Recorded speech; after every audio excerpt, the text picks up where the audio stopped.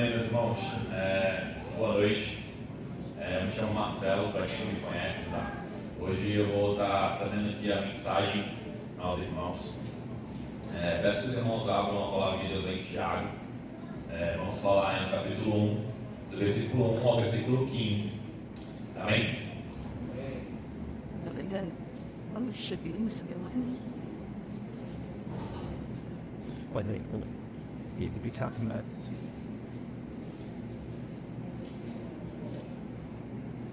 Vamos orar, que os irmãos, que a gente possa iniciar a nossa mensagem. And play.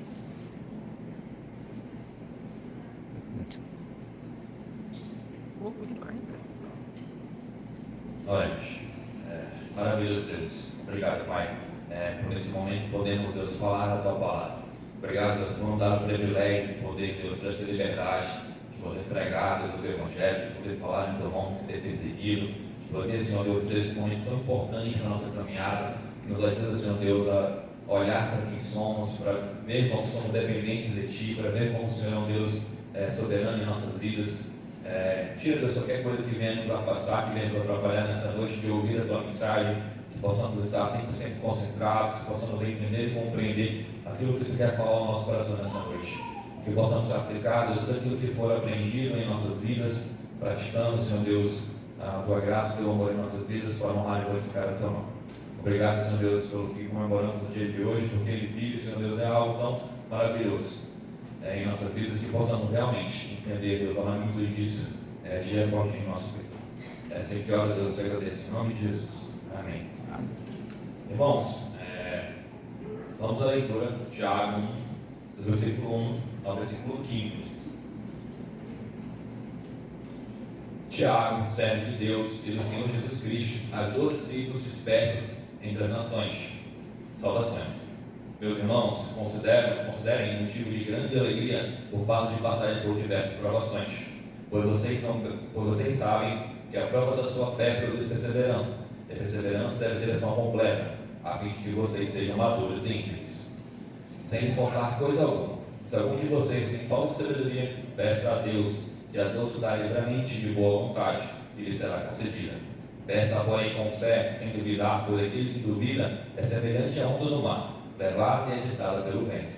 Não pense tal pessoa que receberá coisa alguma do Senhor, por sem mente dividida e é instável em tudo que faz. O irmão de condição humilde deve orgulhar-se quando estiver em elevada posição, e o rico deve orgulhar-se caso faça viver em condição humilde, porque o rico passará com a flor do campo, pois o sol se levanta, traz o calor e seca a planta. Cai então a sua flor e a sua beleza é destruída. Da mesma forma, o rico puxará em meio aos seus afazeres.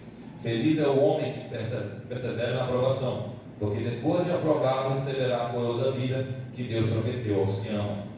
Quando alguém for tentado, jamais deverá dizer: estou sendo tentado por Deus, pois Deus não pode ser tentado pelo mal, e a ninguém tenta. Cada um, porém, é tentado pelo próprio mal desejo, sendo por este arrastado e seduzido. Então esse desejo, tendo concebido, dá à luz o pecado, e o pecado, após ser consumado, gera a morte.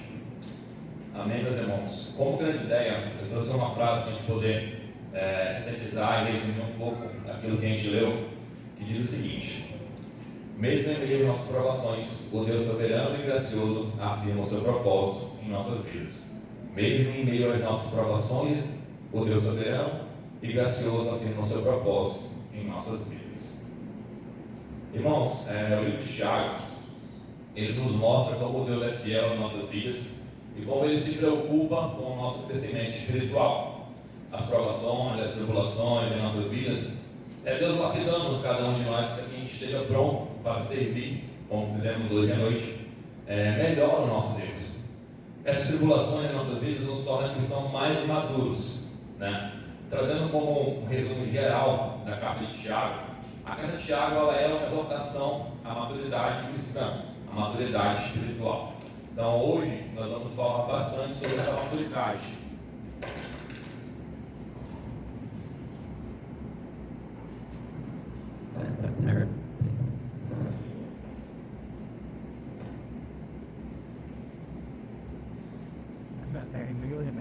antes que deverá. Estamos de preferências.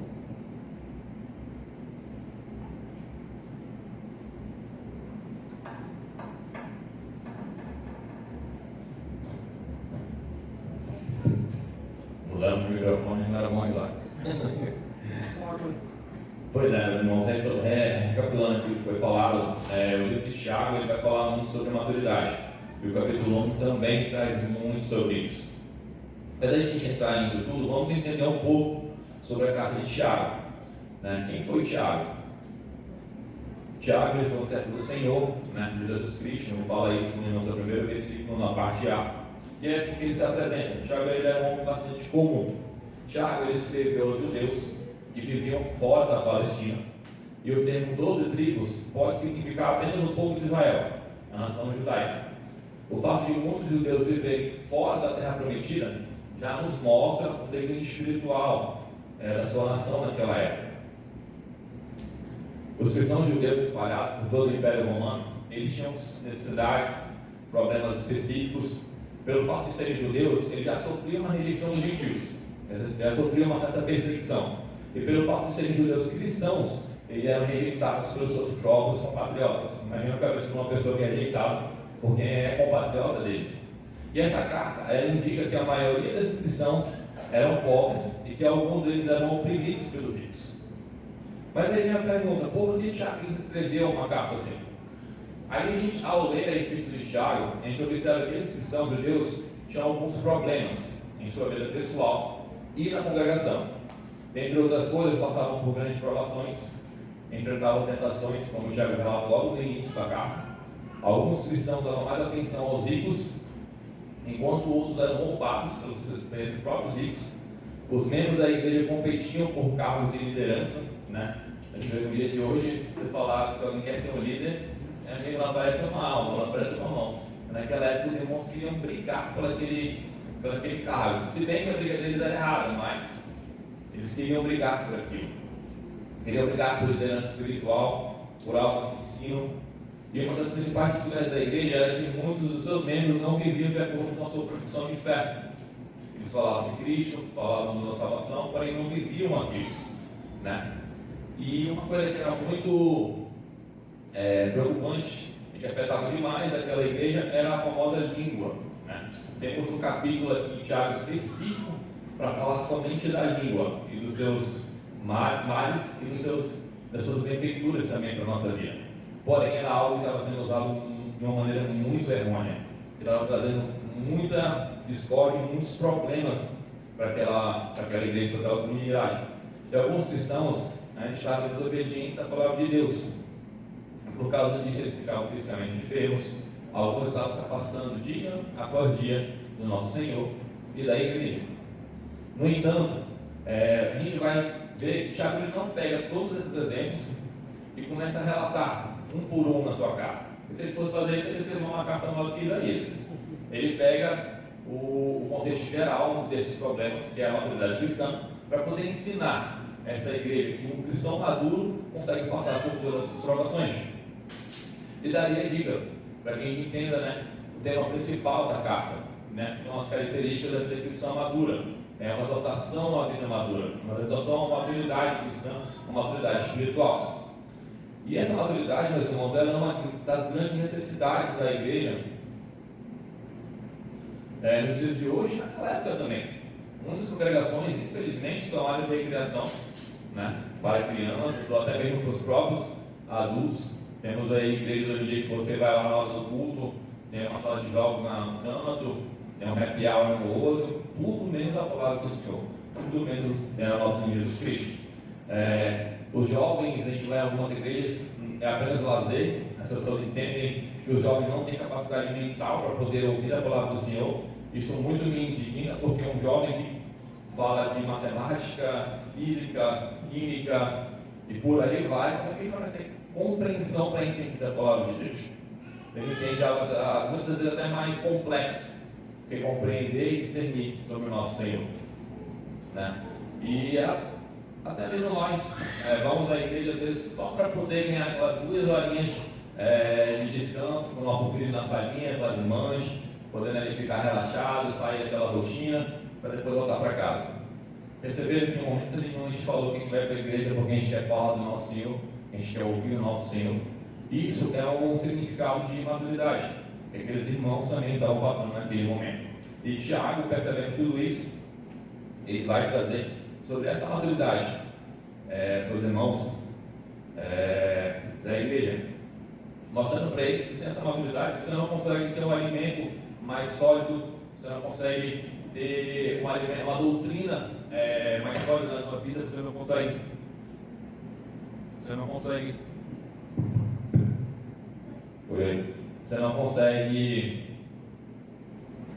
entender certos assuntos com um pouco mais difíceis, mais complexos. E a própria palavra de Deus fala para a gente em Hebreus que aqueles irmãos continuam sendo nutridos pelo leite, algo bem simples, mas que a gente conhece bastante nessa nossa caminhada. E ao ver alguns problemas como os quais Tiago lidava, percebemos que todos apresentavam as características de crianças pequenas, impacientes, em meio a dificuldades, não diziam a verdade, nem controlavam sua língua, era briga, cobiça.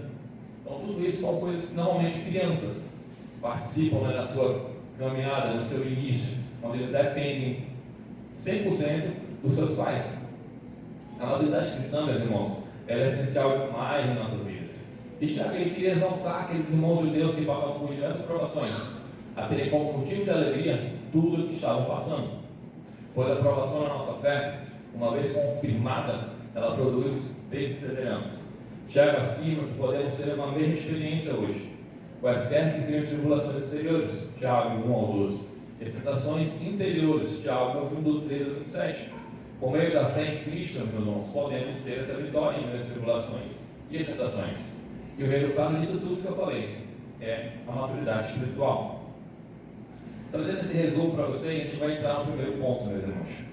Do versículo 1, do capítulo 1, versículo 1 ao 4. As provações confirmam a ação completa de Deus em nosso crescimento espiritual. Meus irmãos, é inevitável que nessa vida que vivemos, nessa peregrinação, não passarmos por nenhuma provação. Então, você tem que ter ao menos uma, cada um que poderia relatar aquilo que tem vivido durante a sua vida, durante a sua semana, alguma tentação ou alguma provação que você tem passado na sua vida como cristão. Tiago mesmo fala dessas provações é confirmação da nossa fé. Como é que a gente vai conseguir entender que uma provação é confirmação da nossa fé? E ele fala que essa fé, ela produz perseverança, algo que é de suma importância para a nossa caminhada. Se você não consegue perseverar, você não consegue vencer o pecado. Se você não consegue perseverar na sua caminhada diária, na luta contra o pecado, mortificando a sua carne, como que você vai conseguir vencer uma tentação? Como que você vai conseguir vencer uma provação? Então, essa provação na sua vida é muito importante, porque ela vai confirmar diariamente a sua fé e quem é você, quem sou eu em Cristo Jesus. A gente vai conseguir olhar isso. Eu não sou nada, eu dependo de ti. Eu preciso do Senhor para que eu consiga vencer isso. Essa é a principal arma da provação. É para que você veja que seu estado como um pecador, para que você entenda que através de Cristo você consegue vencer essa provação. Mas, irmãos, para que a gente consiga entender um pouquinho mais, vou trazer um exemplo, uma alusão de algo bem simples. Toda fruta, para ela ser comida, ela precisa passar por um estágio, para que ela seja pronta para o seu consumo. Para que ela seja completamente madura, para que ela esteja com todos os seus nutrientes, para que ela esteja realmente no seu estágio para ser consumida, ela precisa passar por certas situações. Vou trazer um exemplo mais fácil. Banana, todo mundo aqui conhece. Se você pega uma banana numa feira, às vezes você tem que ela estar bem amarela, você até toca nela, você tem que ela estar macia, porém quando você descasca aquela banana, ela está difícil de destacar do cacho. Quando você destaca ela está meio áspera, e quando você mastiga, ela não está doce, ela é amarga na sua boca. Essa fruta ela foi amadurecida forçadamente, então ela não estava pronta para o consumo, ela não estava pronta para ser ingerida e não estava com nenhum nutriente que aquela banana traz. Quando ela realmente está madura, você consegue destacar com facilidade do cacho, você consegue tirar a casca com facilidade e você come aquela banana de uma forma bem gostosa. Ela realmente é muito doce ao seu paladar. A mesma coisa é o cristão, meus irmãos. Muitas vezes As pessoas insistem em pegar pessoas que iniciaram a sua caminhada, colocar em determinados momentos, em determinados lugares que não está preparado para falar, às vezes cargo de liderança, às vezes em algum momento que ele precisa ter uma maturidade, um conhecimento maior. E isso traz consequências para a vida da pessoa que está lá, porque ele vai errar, muitas vezes ele vai mais se afastar de Cristo do que se voltar com ele, e as pessoas estarão também ouvindo ele. Então é muito importante que a gente entenda, né, essa confirmação da nossa fé, essa provação, para que a gente esteja sempre perseverando em nossas lutas, diariamente.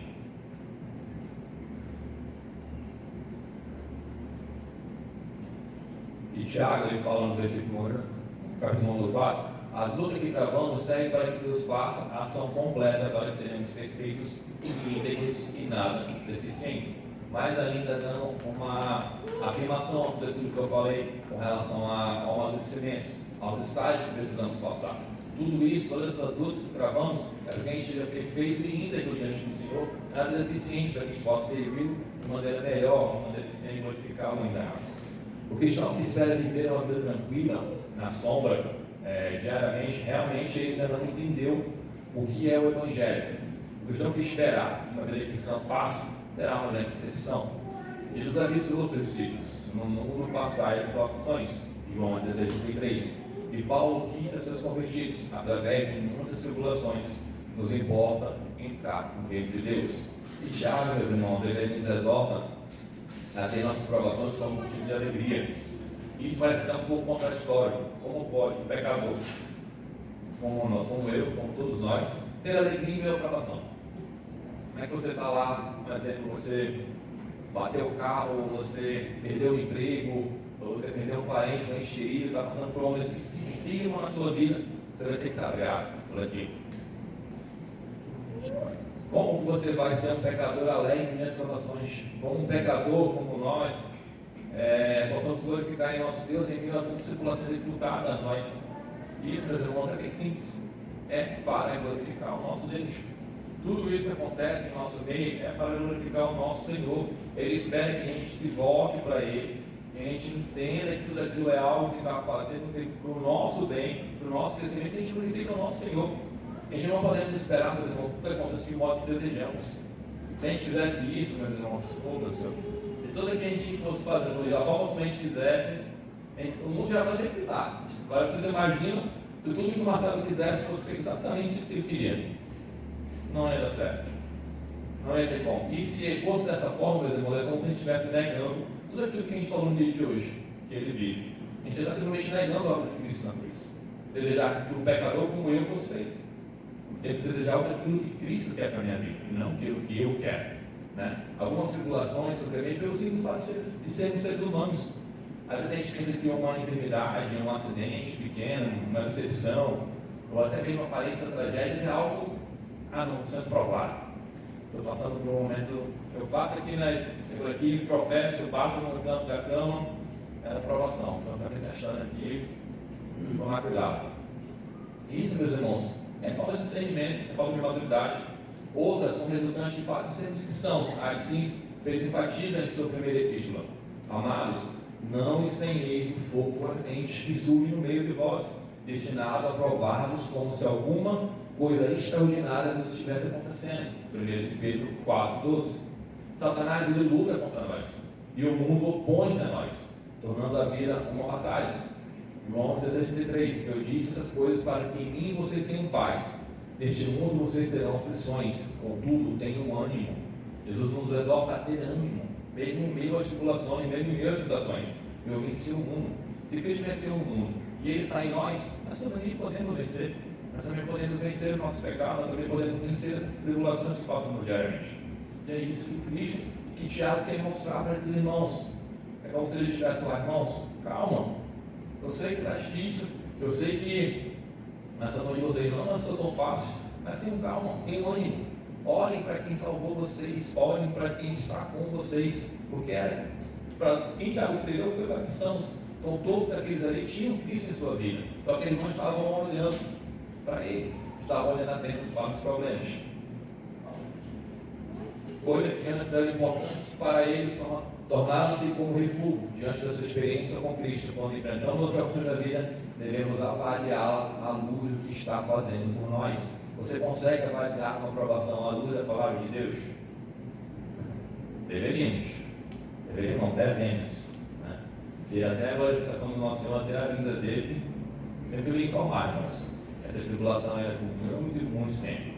Então precisamos aprender. É isso a palavra, a gente precisa aprender. A quando tem uma tribulação na sua vida, você olhar para ela à luz da palavra de Deus. Esse é o nosso principal desafio. Os irmãos naquela época enfrentavam um grande dilema. Pois passavam por essas tribulações e tentações. Mas eles não sabiam passar por aquilo. Como que pode? É isso que me deixa um pouco perplexo. Eles não sabiam para onde ir, o que fazer. Eles estavam fracos espiritualmente. Eles estavam distantes. Eles estavam dando atenção às coisas supérfluas, às coisas do mundo. Eles estavam dando atenção aos ricos. Os próprios ímpios roubavam. Muitos queriam ensinar na igreja sem ter qualquer preparo, né? Sem saber absolutamente de nada, não conseguiam nem passar pelas provações, mas queriam ensinar dessa forma. Eles estavam vendo como eles estavam querendo pular estágios, antes de primeiramente se preparar, primeiramente estar ali aptos para poder fazer qualquer coisa, eles queriam pular no estágio. Eles não estavam nem próximos de Deus para querer fazer algo mais complexo ainda. E pior, eles estavam usando a língua de maneira muito pesada, né? Eles estavam fazendo fofocas diariamente no meio da congregação. Isso tudo aquilo estava fazendo com que eles pecassem. Isso tudo aquilo estava fazendo com que eles se afastassem do nosso Deus, né? Estava fazendo com que eles cada vez mais estivessem longe da igreja. Aí, meus irmãos, com todo esse relato, como pode uma pessoa pecadora se alegrar em uma situação dessa? De que maneira é possível alegrar-se em meio a tribulações? E justamente isso, meus irmãos, a nossa fé sempre será provada. Isso mesmo. Deus, Ele faz isso para que a gente se lembre que somos nós, para que a gente lembre quem somos nós e por que estamos aqui, e de quem precisamos para vencer os nossos pecados. O homem, né, a gente já é soberbo de natureza, a gente já nasce soberbo. Se deixar, a gente é corrompido facilmente. Mesmo com Cristo, mesmo com o nosso Salvador, é muito fácil a gente corromper a gente, porque o nosso coração é mau, nosso coração deseja o mal, nosso coração deseja o pecado. A gente luta todos os dias contra o pecado, porém essa é a nossa natureza. A nossa natureza é uma natureza pecaminosa, é uma natureza de depravação. Então, imagina uma pessoa assim, todo o tempo na paz e na tranquilidade. Imagina a gente dessa forma, todo o tempo ali na sombra e na água fresca. Não ia dar certo, por exemplo. Se a gente todo dia sendo exortado, todo dia sendo disciplinado, todo dia sendo provado e tentado, a gente continua da forma como errando, olhando para o lado errado, olhando para as coisas do mundo, buscando refúgio no mundo e não em nosso Senhor. Imagina se fosse a possibilidade. Aí já está entregue, né? Fazia tempo. Abraão, quando Deus chamou Abraão para ver pela fé, ele provou a ele diariamente, por muitos e muitos tempos, até ele conseguir provar aquilo para o nosso Senhor, e aumentar a sua fé. A finalidade das situações de Abraão era que sua fé fosse aumentada ainda mais. Deus sempre vai nos provar para fazer aflorar o que tem de melhor. Satanás ele vai tentar fazer aflorar aquilo que tem de pior. A aprovação da nossa fé, meus irmãos, é mostrar que somos verdadeiramente nascidos de novo.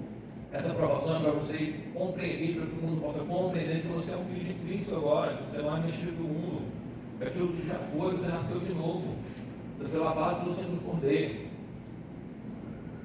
As tribulações, meus irmãos, elas trabalham em nosso favor, elas trabalham a favor do cristão, não é contra a gente. Não entendam na cabeça de vocês que a tribulação é contra nós, não é. Nas palavras de Paulo, sabemos que todas as coisas cooperam para o bem daqueles que amam a Deus, Romanos 8, 28. Porque a nossa leve e momentânea tribulação produz para nós eterno peso de glória, acima de toda comparação. 2 Coríntios 4, 17. Paulo fala que a tribulação é leve e momentânea. E coloca como se fosse algo fácil, como se fosse algo simples. Aí a gente está falando de Paulo. E aí você quer um exemplo de um homem que foi realmente provado, tentado, está aí. É só você ler as cartas de Paulo, quantas vezes ele foi preso. Se você não puxar na sua memória, que você me falar pelo menos uma vez que Paulo foi preso, que ele ficou triste, zangado, revoltado, eu não revolto. Pelo contrário, esse cara ainda mais feliz, porque ele estava sendo preso por causa de Cristo, por causa da obra de Cristo, porque aquilo que ele tinha estado fazendo para Cristo. Então não importava onde ele estava, não importava o estado, se ele estava numa prisão, numa suíte de luxo, não importa, o que importava para ele é que ele estava fazendo aquilo para o nosso Senhor. E as tribulações, meus irmãos, quando elas são devidamente usadas, elas nos ajudam a amadurecer. O que Deus deseja produzir em nossa vida, Ele deseja produzir paciência, perseverança, a capacidade de prosseguir em meio às dificuldades. E olha que a palavra de Deus fala: nos gloriamos nas nossas próprias tribulações, sabendo que a tribulação produz perseverança, a perseverança, experiência, a experiência, esperança. Romanos 5, 3, 4. Na Bíblia, a paciência não é uma aceitação passiva das circunstâncias. Antes, ela é uma perseverança corajosa diante de sofrimento das dificuldades. A palavra de Deus, meus irmãos, ela está cheia de exemplos de pessoas provadas, pessoas tentadas, e cheia de exemplos de como você pode passar por todas as situações, como você pode ter meios, mecanismos para você conseguir vencer essas coisas. E trazendo, meus irmãos, uma aplicação para nós, precisamos nos apegar a uma frase. Ele fala assim: tente por motivo. No original, o grego pode ser traduzida por considerar. É um termo financeiro, significa avaliar, contar. Podemos ver o apóstolo Paulo usar esse termo várias vezes em Filipenses 3.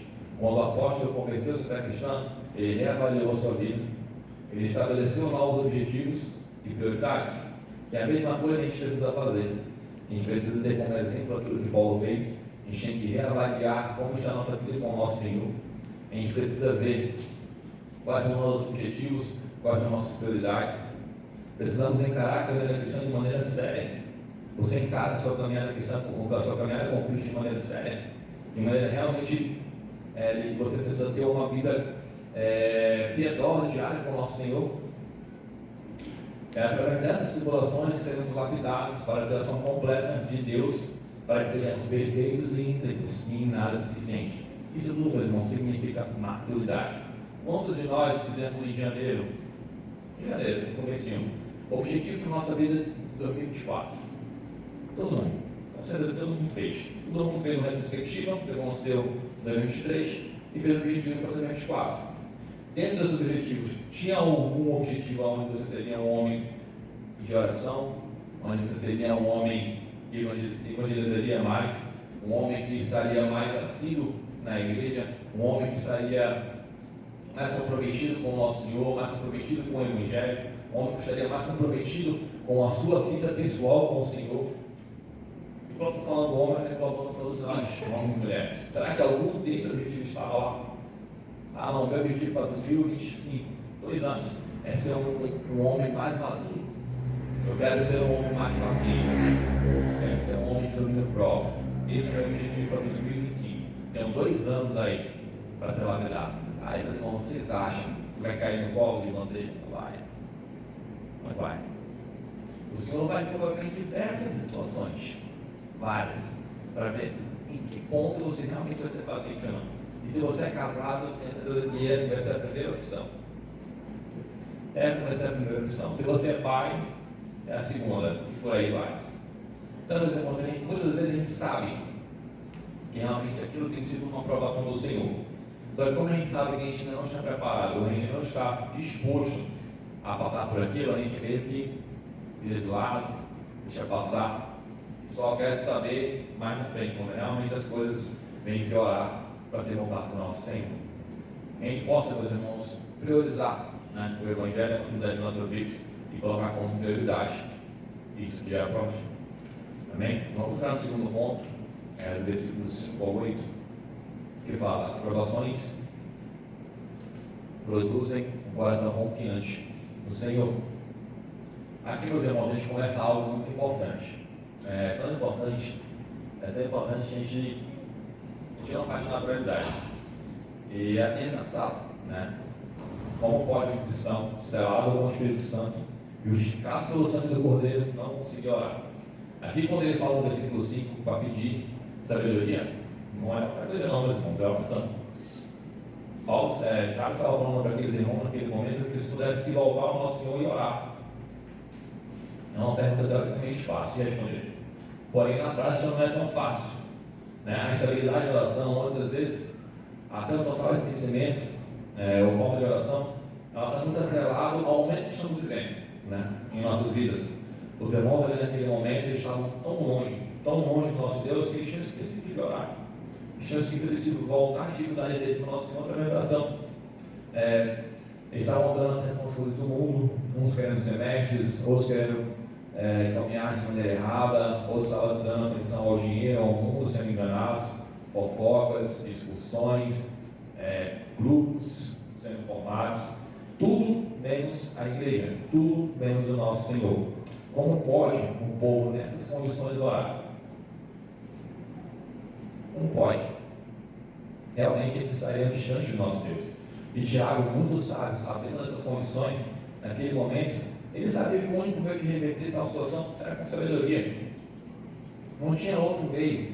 Você só precisava pedir ao Senhor por sabedoria, em oração, para que todos ali soubessem discernir o momento em que estavam passando e pudessem se voltar para o nosso Senhor e vencer as tentações impostas a eles. E o mais incrível, meus irmãos, é que por mais que sejamos pecadores, se pedirmos de maneira correta, Deus nos concederá. Mesmo aquele povo todo errado, aquele povo fazendo tudo errado, tudo distante do nosso Senhor, se eles fossem pedir com fé no nosso Deus, Ele concederia a sabedoria daquele povo, porque eles já eram filhos deles, eles já estavam no livro da vida, já estavam lá, eles só precisavam se voltar para o nosso Deus. Porém, fazer um requisito desse pedido, né?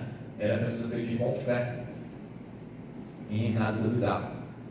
O devido é semelhante ao novo lar. Meus irmãos, não é porque você está em erro, está em pecado, ou porque você está diante do nosso Senhor, você não pode se voltar para Ele com fé e pedir em oração. Você pode. Você tem fé, você foi selado com o Senhor. Esse ainda é o melhor momento para você estar perto dele, diante dele, para que Ele possa lhe salvar. Naquele momento, os judeus estavam tendo dificuldade para orar. Em meio às dificuldades, Tiago exorta aqueles judeus que o teor dessas orações seria pedir sabedoria.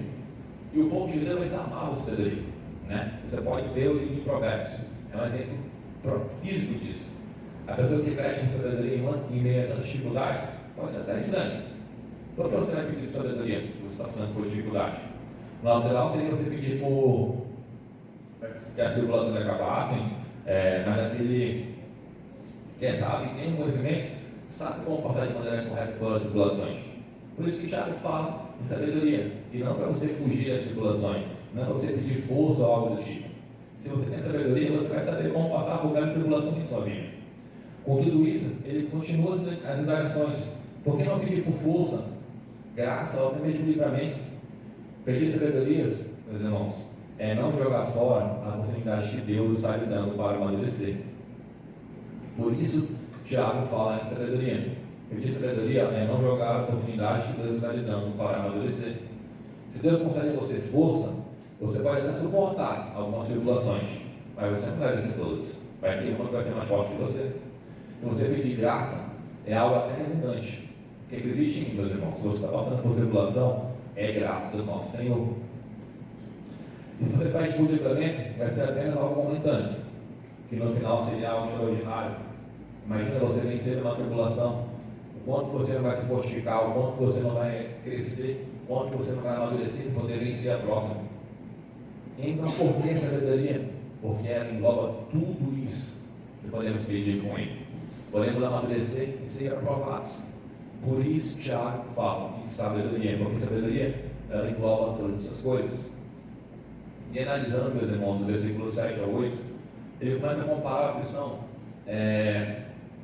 com uma dúvida das ondas do mar, né? Com os seus altos e baixos. Né? Se você fazer uma análise na sua vida, você vai lembrar como que você pode estar alto e baixo no seu momento com o Senhor. E durante umas férias que tivemos em Maragogi, eu descobri, que não dá para confiar em ondas. Várias vezes você ficar de pé, eu tenho que relaxar, mas a onda vinha várias vezes, me jogar para trás, me jogar para um lado, me jogar para o outro. E eu aprendi a nunca dar as costas para o mar. Ele é perigoso demais para você fazer algo como isso. pois elas são muito inconstantes, essa palavra, constante. Assim é o homem de ânimo dobre. A fé em si, mas a curiosidade diz, não. Então vem a dúvida de sim, e a noção logo depois diz, não. Se vocês lembram, foi a dúvida que fez com que Pedro caísse lá. Até mais que ele estava fixo no nosso Senhor, focado nele, ele estava caminhando sobre a água. Ele estava lá, com fé, focado em Cristo. A partir do momento que ele desviou, ele viu aquela onda começando a balançar, afundou.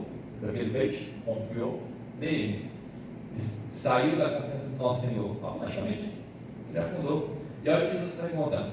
Homens de pequena fé, por que duvidares? Quando Pedro começou a caminhar, meu irmão, pela fé, ele estava ótimo, estava bem. Foi só se distrair. Ele viu os ventos, ele viu as ondas, ele viu que ia ficar perigoso. Deixou de andar pela fé e começou a afundar. Deixou-se levar pelo ânimo dobre e quase morreu afogado. Isso é exatamente a gente. Muitos cristãos vivem como rolhas, subindo e descendo como ondas, indo para frente, para trás.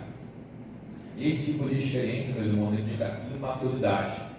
Paulo usa uma ideia parecida em Efésios 4,14, para que não mais sejamos como meninos agitados de um lado para o outro, e levados ao redor por toda a doutrina pela artimanha dos homens, pela astuta em que nos induzem a ver, tivermos um coração que não duvida e não se mostra dividido, poderemos pedir com fé e Deus dará a sabedoria que precisamos. A instabilidade é a imaturidade, andando juntos, meus irmãos.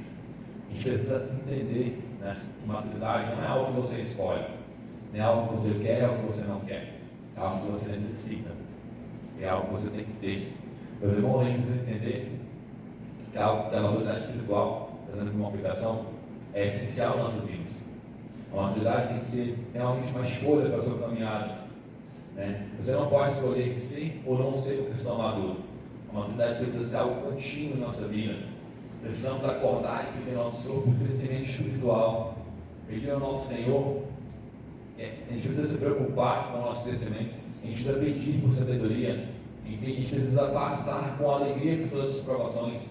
A gente precisa entender que a maturidade faz parte do nosso dia a dia com o Senhor. Jogar fora a maturidade cristã é jogar fora tudo aquilo que o Senhor fez por nós na cruz, irmãos. A maturidade, meus irmãos, é algo essencial, algo que faz parte de nós. Não tem como você ser um cristão e você não buscar por maturidade. Não tem como você não buscar por crescimento. Não é porque você foi salvo pelo Senhor que você precisa ficar todos os dias, acorda, dorme, trabalha, come. Não. Tem alguma coisa que você vai aflorar, que você queira conhecer ainda mais do nosso Senhor. Há requisitos básicos para você ir atrás do nosso Senhor e conhecer mais eles. Se você não sabe, vou deixar para você. Orar, ler a palavra de Deus, nosso devocional, nossas orações, nosso GV, sua oportunidade de poder pregar o Evangelho onde você trabalha, onde você estuda, onde você vai, onde você anda, sempre tem uma oportunidade. Você só não amadurece porque você não quer. É simples, é porque a gente não quer. A gente não quer, a gente quer ficar onde? A gente quer ficar no nosso comodismo, a gente quer ficar onde é mais fácil, onde o pecado está ali, onde a gente vai ser mais preguiçoso, onde a gente não vai precisar passar por dificuldade, não vai precisar passar por uma exaltação, por uma disciplina, por um discipulado. A gente não vai precisar contar para ninguém a nossa dificuldade, o nosso pecado, o nosso Deus. A gente vai fazer aquele velho quarto da tranqueira, que o pastor José sempre fala. Joga tudo lá dentro. Até o ponto de ele explodir. Quando ele explodir, a gente busca por ajuda. Porque essa é a nossa natureza. Até lá então, a gente continua maturo. E isso não traz reflexo só para mim, traz reflexo para mim só ao meu redor. Se você é pai ou mãe, vai reflexar para o seu filho. Se você não é, vai para sua mãe, que não é competitivo para o seu pai, ou alguma coisa desse tipo de. Ou alguém que é mais iniciante na fé do que você. Então é responsabilidade nossa muito grande. Conhecer ainda mais o nosso Deus, amadurecer dia após dia. Amadurecer dia após dia em nosso Senhor. Amém? Vamos ao último ponto, meus irmãos, do versículo 9 ao 15, que fala o seguinte: as provações são passageiras diante de nossa total dependência de Deus. Nos versos 9 a 11, Tiago usa exemplo do pobre e do rico. Ele mostra que, independente do nosso estado, na terra viúva e transitória, ele mostra como devemos proceder. o irmão de condição humilde, o origem na sua dignidade, e o rico na sua insignificância. Duro mesmo, né? O rico sempre parece que ele pega uma palavra mais forte. Não sei se é bom ser rico ou se é ruim. Aqui ele está fazendo a referência do rico sendo humilhado pelas provações, e isso ajuda a perceber que a verdadeira alegria também está nas riquezas maravilhosas de Deus. E o pobre, meus irmãos, ele não é diferente. As provações mostram que todos os cristãos dependem igualmente de Deus. Isso nos coloca no mesmo nível, no mesmo patamar. A palavra que a gente deve utilizar. Não importa se você é rico, pobre, magro, gordo, alto, baixo. Tudo é igual para o nosso Deus. Tudo é a mesma coisa. As tribulações da sua serão iguais para todos. E Tiago usa o exemplo da flor da erva para exemplificar e ilustrar como a morte e juízo está sob o controle do nosso Deus, e de como pode acabar rapidamente a dependência de tanto os ricos como os pobres têm nas suas próprias mentes. Não é porque você é pobre que você não se segura em alguma coisa. Vamos dizer assim, o pobre se segura no seu salário, no seu emprego. Cara, eu faço concurso, vamos segurar ele porque ele não estou seguro. Na hora que Deus quiser, deixa ele lá. O rico, não posso, não herança, não o que for. Na hora que ele quiser, coloca uma hora assim, eu tenho dinheiro para conseguir te curar. Então, tudo está no controle do nosso Senhor. Não importa se você é rico, se você é pobre, se você. Independe, tudo está no controle dele. Nos últimos versículos, meus irmãos, Cristo vem com uma bem-aventurança. Tiago com uma bem-aventurança. Bem-aventurado o homem que suporta com perseverança a aprovação. Isso é uma progressão, tá? Aqui na NVI vai dar diferente. A aprovação e olha o prêmio. O prêmio dessa bem-aventurança, o homem que suporta tudo com perseverança, é a coroa da vida. Então, certeza, meus irmãos, todo mundo que quer essa certeza, a qual o Senhor prometeu. E isso, meus irmãos, é uma promessa de Deus. E, meus irmãos, Deus não é homem para mentir. Então, tenho certeza, Ele vai cumprir a sua promessa. Essa bem-aventurança é uma injeção de ânimo, ou deve ser uma injeção de ânimo, uma recarga de energia. Deus promete a coroa da vida, promete algo que vai ser maravilhoso. Não consigo nem trazer exemplos de como você vai ter uma alegria de receber essa coroa, de como vai ser maravilhoso quando o nosso Senhor voltar e você está recebendo esse prêmio, como que vai ser aquele momento de tão gratificante, tanto regozijo quando ser. Porém, infelizmente, muitas vezes não é isso que nos renova, não é isso que a gente tem como ânimo. Às vezes a gente olha para ânimos diferentes. E Tiago quer mostrar para esses irmãos que a coroa da vida é o único caminho que precisamos traçar, é o único caminho que precisamos olhar. Nosso olhos tem que estar fixo nesse coroa da vida, tem que estar fixo no que Jesus prometeu para a gente, no que Deus prometeu. Para que aqueles que suportam as tribulações com paciência e alegria. Aqui, meus irmãos, é importante explicar que Tiago não está mostrando que somos salvos por suportar as tribulações. Não é isso. Aqui ele fala que aqueles que já foram salvos, lembra que desde o início eu falei que eles estavam pregando já para cristãos, judeus. Então aqui, meus irmãos, todo mundo que já foi salvo tem essa coroa da vida, não é porque você está passando por dificuldade, conseguir passar por dificuldade, não ter coroa da vida. Não, você precisa primeiro ser salvo pelo nosso Senhor, ser lavado pelo sangue do Cordeiro, para aí sim você receber esse prêmio. Amém? Os cristãos, eles são recompensados com o crescimento do seu caráter cristão. Tiago, ele nos mostra que é igual ao que Cristo passou. Cristo primeiro ele sofreu, para depois receber a glória. Primeiro a cruz, depois a coroa. Deus não remove as tribulações, Ele também diminui. Ele nos dá suporte para vencê-lo como Cristo venceu.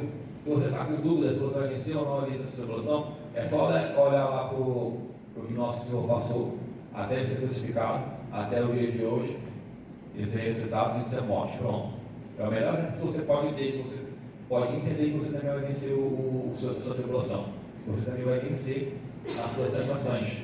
Olha para aquilo que Cristo passou. Olha como ele venceu. Olha como ele, nas suas dificuldades, orou. Jesus saía de onde ele estava, ia para um lugar distante e orava para o nosso Senhor por horas.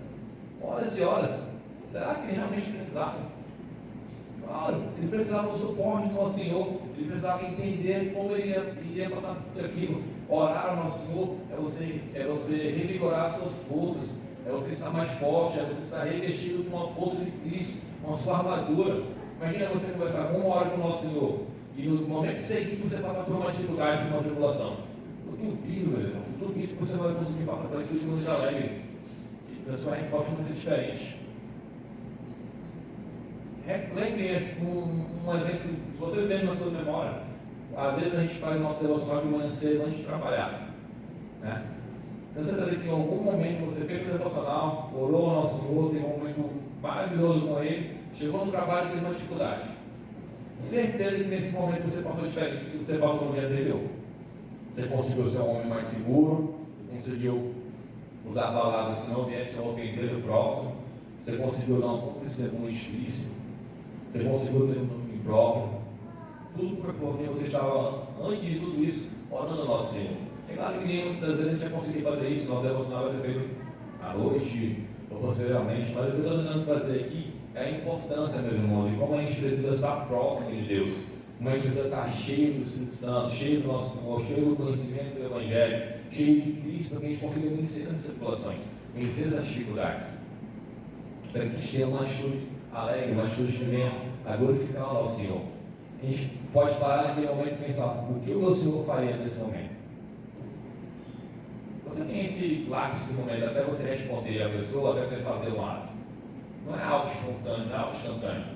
Passou por uma dificuldade, pergunta na sua própria cabeça, o que o meu Senhor faria? O que você vai fazer diferente? Por que ter uma atitude alegre em enfrentar tribulações? Porque a mão de Deus ele nos ama, porque não para de usar o bom para nos prejudicar. Porque temos uma mente esclarecida, porque Deus nos ama e compartilha conosco a sua verdade. E nós retribuímos esse amor.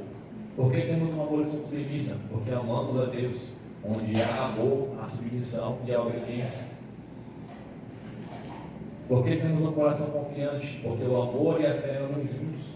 Quando amamos alguém, confiamos nessa pessoa e não hesitamos em pedir a sua ajuda. Meus irmãos, é de suma importância sabermos aplicar tudo isso que Deus tem falado no nosso coração. E analisando esse livro de Paulo, ele resume essa obra, ele resume 3 obras do livro na sua vida que são completas.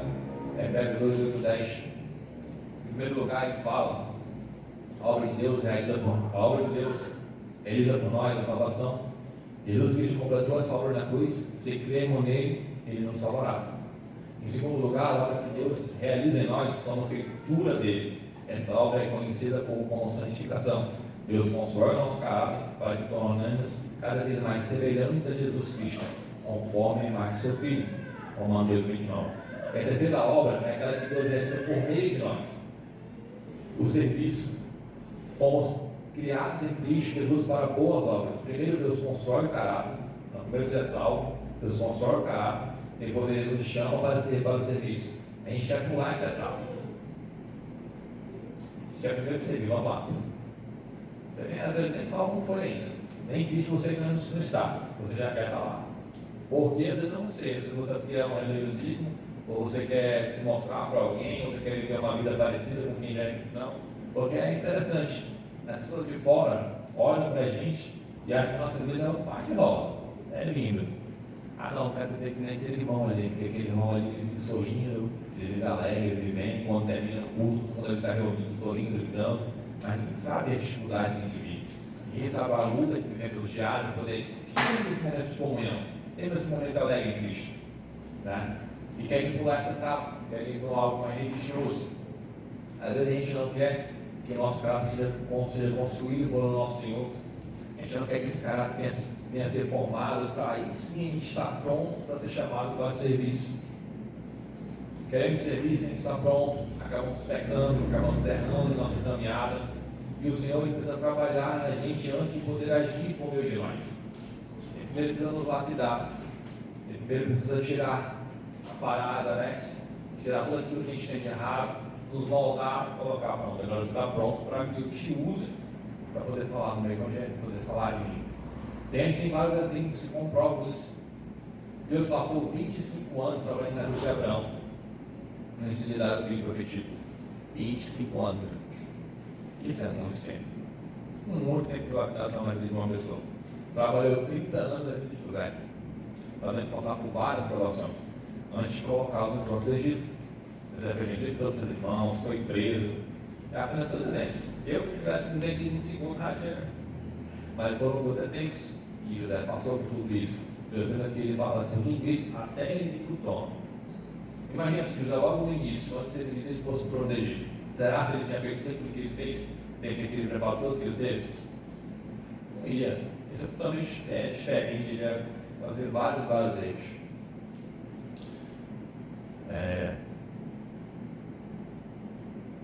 Olha quanto tempo passou preparando Moisés para que ele servisse ao Deus vivo por 40 anos.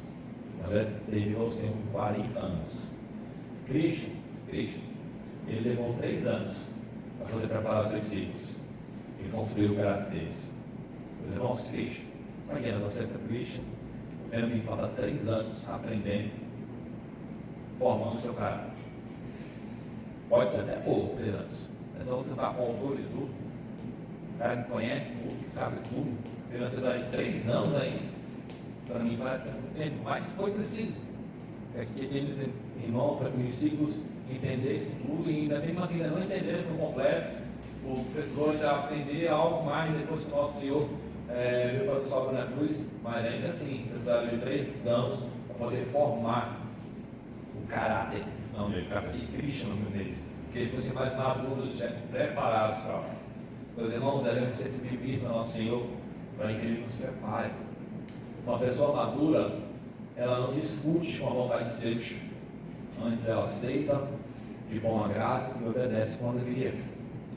Fazendo de coração a vontade de Deus, Efésios 6,6. Quem tentar passar por essas tribulações sem sujeitar a vontade de Deus, ficará mais parecido com uma criança imatura do que com um adulto imaturo. Infelizmente, a gente tem filho do nosso Senhor, a gente sempre vai errar. Precisa se sujeitar a Ele, ser mais submisso ao nosso Senhor, obedecer ainda mais ao nosso Deus. Aqui, mas no artigo verso dele, vai tratar de uma abordagem um pouco mais negativa, porém ela é muito importante. Olha o que o Tiago diz: ore que antes de vejam que o pecado leva à morte, não se deve ter parte das tentações. A gente que então vai falar, Deus entendeu, Deus está defendendo. Infelizmente é algo comum, assistindo com o pau assim, por lá maldade, que o nosso coração tem. Né? Ele é santo demais para ele ser tentado e é amoroso demais para tentar os outros. Não é? Nós que transformamos ocasiões de provocações. É a gente que insiste em mudar o curso da história. Não é Deus que vai tentar. Não é. É você que vira a chave. Já entender da anterior. Nós transformamos aquela sensação, ela é uma oportunidade de realizar algo bom de maneira errada, fora da vontade de Deus. Olha só o exemplo. É errado querer passar no prova? Não é. É errado fora. Você é errado para fora. Opa, estou precisando passar nota, precisando passar na faculdade, precisando passar numa estágio, num trabalho, algo do tipo. Estou com uma colinha aqui, bota. Quem foi que tentou? Não, foi Deus. Foi você mesmo. Deus lhe deu uma prova aqui. Por que você não foi estudar? Para se preparar? Por que não apareceu agora a prova para mim? Você teve tempo para fazer isso. Mas você preferiu chegar no último dia, sem preparo nenhum, sem estudo nenhum, preferiu colar. Preferiu fazer o que Deus deu de bom em algo ruim. Entendeu? Outra coisa, é errado você querer se alimentar, querer comer. Não é errado. Porém, é errado você roubar para poder obter o alimento. Considerar a possibilidade de roubar. Isso está numa tentação. É claro, meus irmãos, que às vezes a pessoa está com um estágio mental ou numa dificuldade com a questão do alimento muito mais difícil do que nós. Porém, que a intenção desses exemplos é querer mostrar como que a gente inverte a aprovação do nosso Senhor, aquilo que Ele nos dá de bom, em algo ruim. E no final a gente fala que foi o Senhor que nos deu aquele algo ruim. Não foi. Ele deu algo bom. Então, o seu pecado, o seu coração ruim, foi ele transformou aquilo lá. Foi você que transformou em pecado. Foi você que teve a intenção do pecado. Foi você que insistentemente colocou tudo isso em confusão. E quem tenta, meus irmãos, realmente não é Deus, é você mesmo.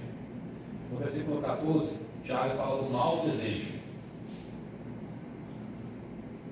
Os desejos normais da vida, eles foram dados por Deus e não são em si pecaminosos. Sem esse desejo, normalmente, a gente não ia viver. A gente tem fome, a gente tem sede. Se isso não existisse, para que existiria elemento? Para que existiria água? Para que Deus botaria mar ou fantasma? Ninguém comeria, ninguém viveria, todos nós morreríamos.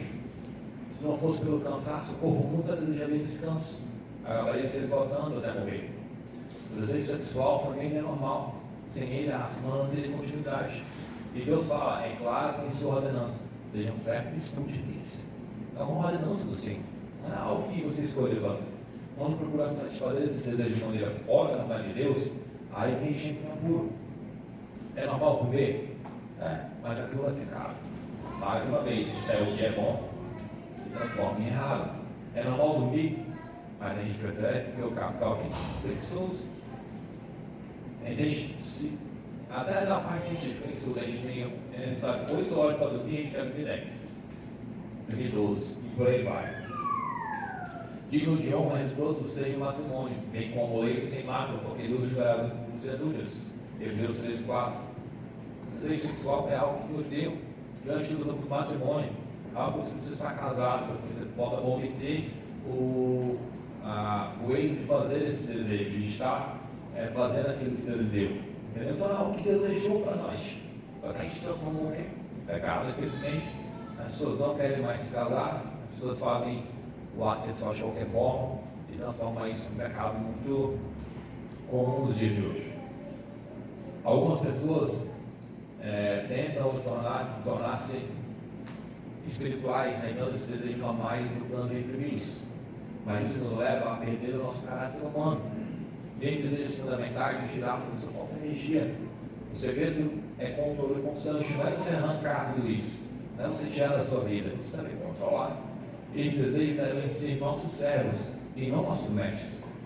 E a única maneira de você controlar é por meio de Jesus Cristo.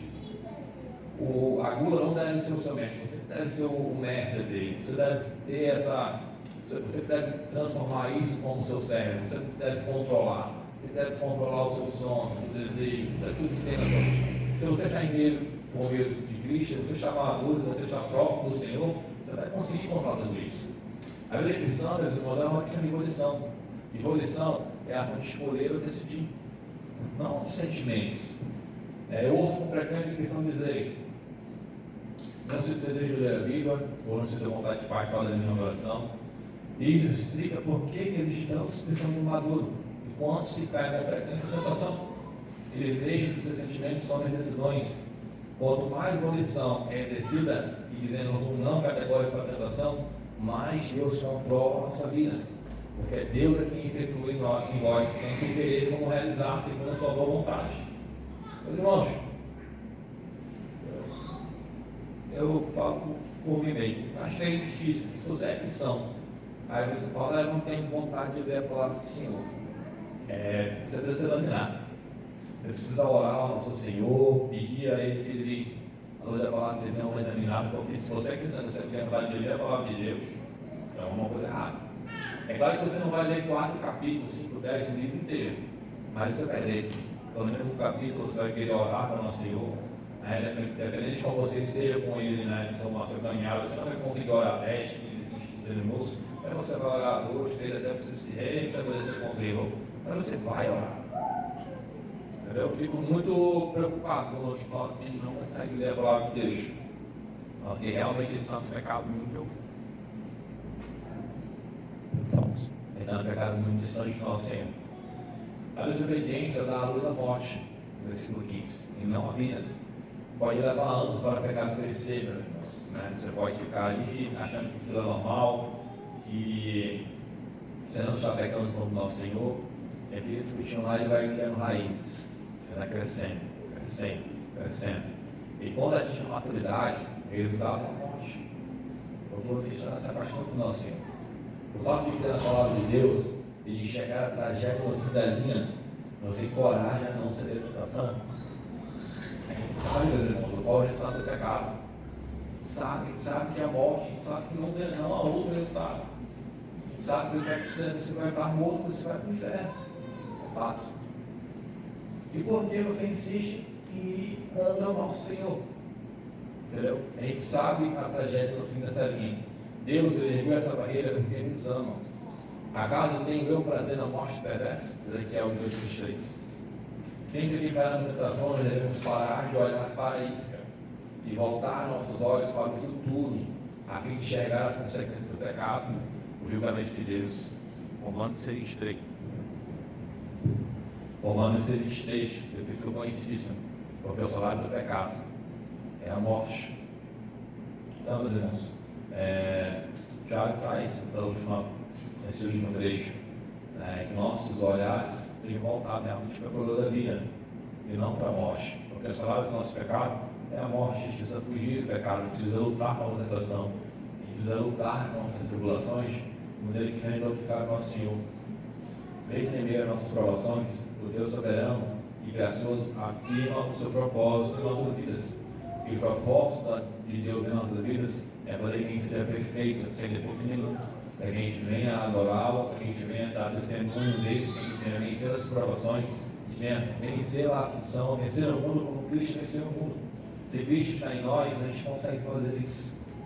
Trazendo como última aplicação, meus irmãos, Deus, Ele não edifica o nosso caráter sem a nossa preparação. Se resistirmos, vai nos disciplinar até em si. Ele vai te bater. Aí você vai ser diário. Mas se nós nos sujeitarmos a Ele, Ele realizará a sua obra. Deus não se contenta com o trabalho de acabar. Não. Se Ele começou a obra perfeita, deseja que o produto final seja maduro e completo. Então, enquanto a gente não atingir a nossa maturidade espiritual, Deus vai continuar lapidando, Deus vai continuar disciplinando, Deus vai continuar reprovando, e volta às situações onde vai ser mais paciente, mais perseverante, com domínio próprio, com mansidão. Então, meus irmãos, não entendam que todas as tribulações que passam por vocês, todas as aprovações que passam por vocês, que é algo ruim. Não é. Isso é algo, é a graça do nosso Deus perante nós, para que a gente possa vencer as nossas dificuldades, para que a gente possa vencer o nosso pecado e seja ainda mais se voltam para Ele, entendendo que nós somos pequenos, que a gente não é nada, a gente não tem nada para oferecer a Ele. Mesmo assim, Ele nos ama, mesmo assim, Ele quer completar a sua obra, para que a gente venha servir de maneira melhor. A finalidade disso tudo aqui é preparar, para que a gente venha servi-lo, glorificá-lo, honrá-lo, como a gente fez no dia de hoje. Amém? Senhor Deus, obrigado, Pai. Obrigado por nos dar esse tempo aqui, de poder trazer a tua palavra, de poder falar no novo Deus sobre o teu evangelho. Ajuda-nos, Deus, a aplicar tudo aquilo que foi falado, tudo aquilo que foi colocado, Deus, em nossos corações. Possamos entender realmente, Deus, a necessidade de retornar que são os maduros, que são os que venham te buscar mais, a orar mais, estar mais próximo de ti, Pai. Ajuda-nos, Deus, com as nossas provações, com as nossas dificuldades. Coloque em nós um coração mais fiel, um coração mais confiante em Ti, para que a gente venha vencer todas as dificuldades e venha honrar e glorificar a Teu nome. Amém.